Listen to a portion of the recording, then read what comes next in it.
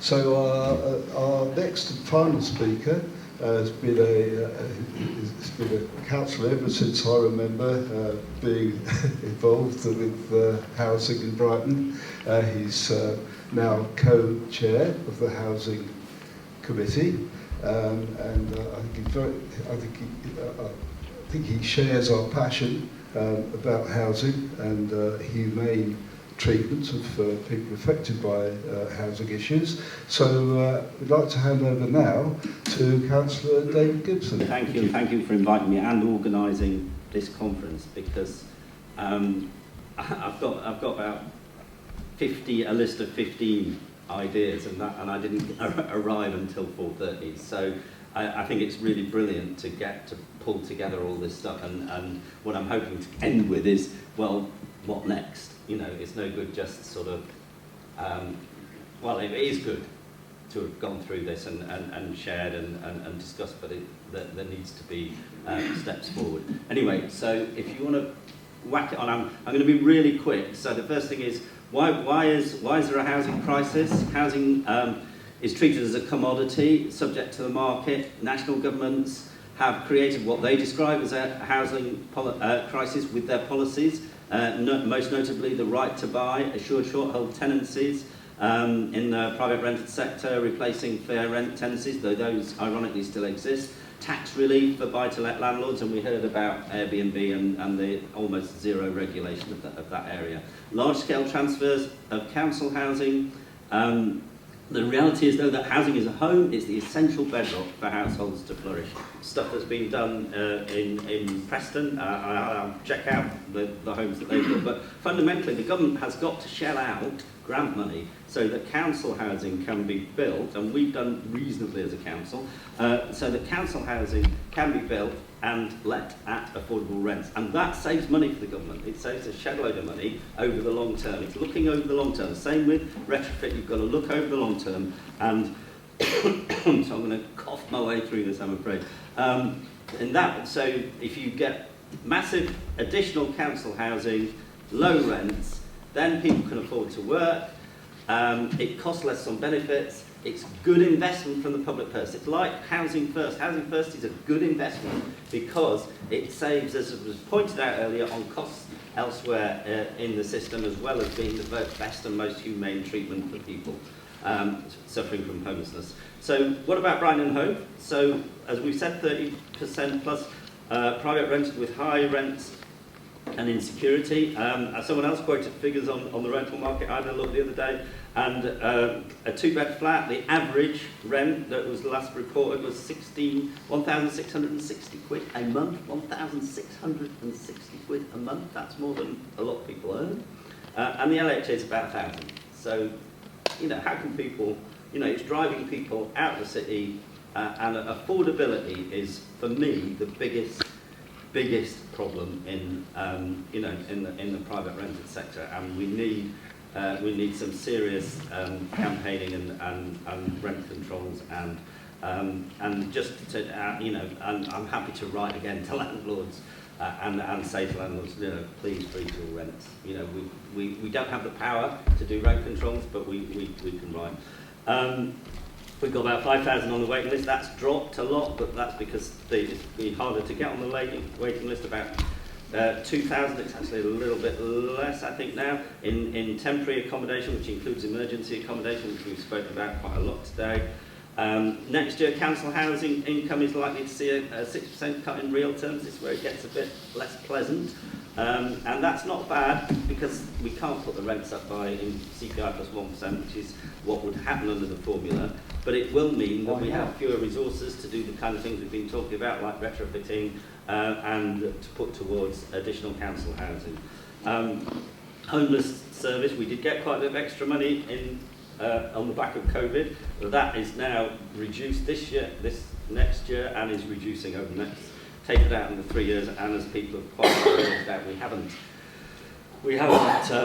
we haven't solved the issue of, and the tip of the iceberg in terms of homelessness, which is people that are actually rough sleeping.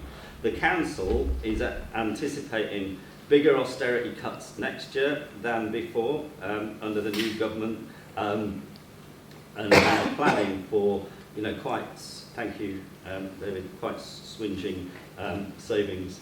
They're even delaying recruitment staff because the savings that were supposed to that are in train this year are not being as cheap as much as we would like. So what we've done, and I know this is what you push the council to do, and quite right, and really welcome, even welcome Acorn, even though they're not talking to us at the moment, or not talking to me at the moment.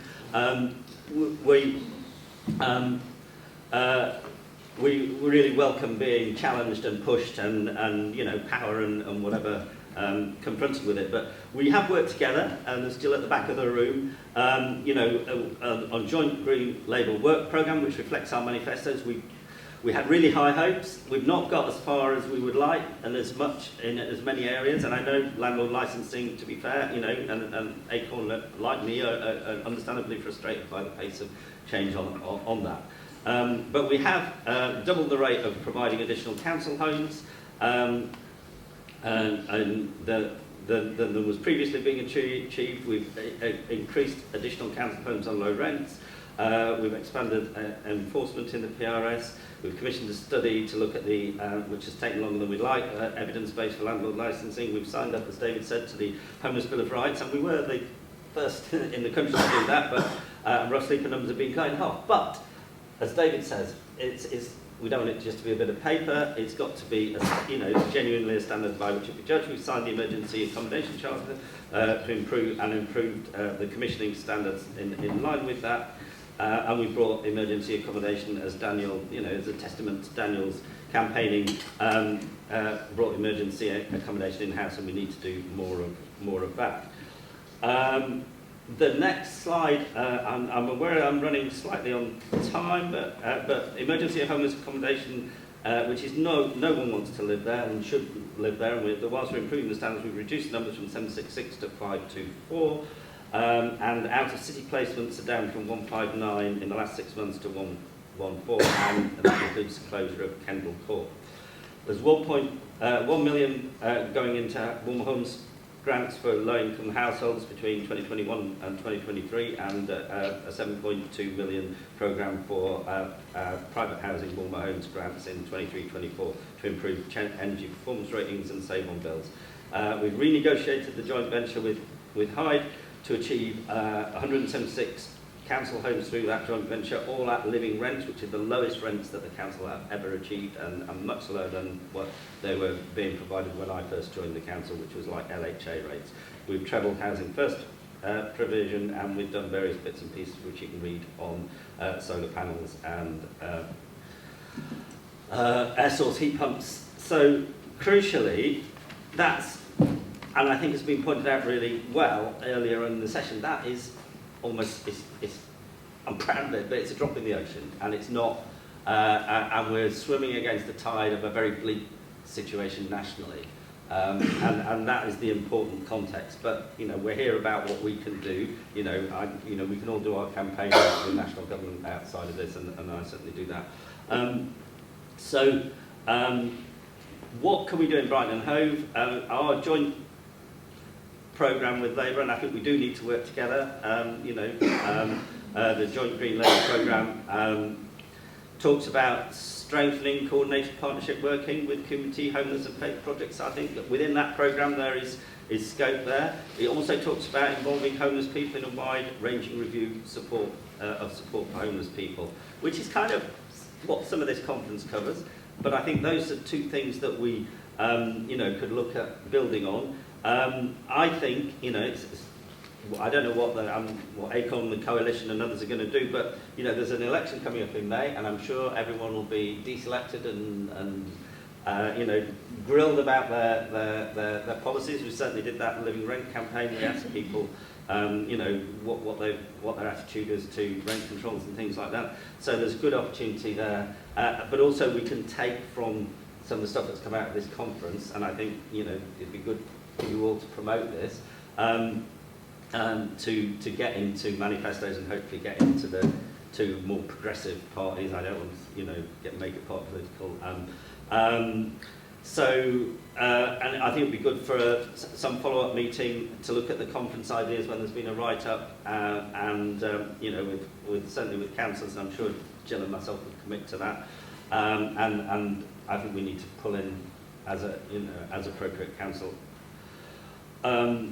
officers. We need to harness the energies of everyone in this room as far as we can, and it is frustrating working with the council. I've been frustrated. It is frustrating, you know, trying to make change when you know, basically feel like, why does it take so long? Why can't we just say, I'm looking at Jill now, why can't we just say it happened? Well, it's frustrating. But more than ever, you know, we, in the context of the kind of cuts that I'm talking about, we need to build deeper and stronger partnerships, because resources are going to be squeezed, you know, certainly in the foreseeable future. So thank you.